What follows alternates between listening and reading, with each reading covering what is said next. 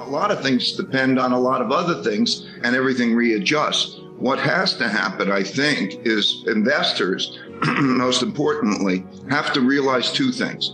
First, that cash is not a safe investment, is not a safe place, because it will be taxed by inflation. There will not be an interest rate that will anywhere near compensate. And it seems good because it's not volatile, but you're paying a tax of a few percent a year on that. So A, stay out of that.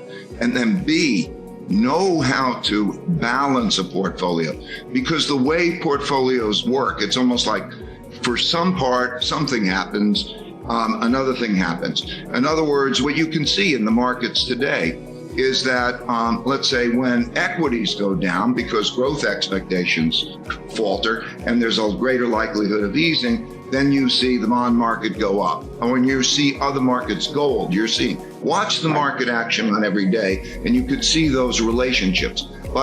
Wealth is not destroyed as much as it is transferred. And if you know how to balance those investments, we do it in what we call an all-weather portfolio, but if you know how to balance those investments, that's the most important thing. Be in a safe, well-balanced portfolio. You can reduce your risk without reducing your return, and you will not market time this, because even if you were a great market timer, the things that are happening can change the world, so it changes what should be priced into the markets. Let's go back to sort of basics.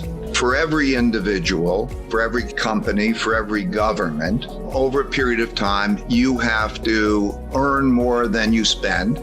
So what we are doing is we are in a fiat monetary system in which we are running very large deficits that we are monetizing, and that those deficits produce bonds that have to be sold. When I look at the supply and demand for those bonds, I know who the buyers are. There are a limited number of really big buyers. And so I look at their portfolios and so on, calculate what that is. There's not going to be enough demand for those bonds, and there's going to be a need for more monetization of that debt.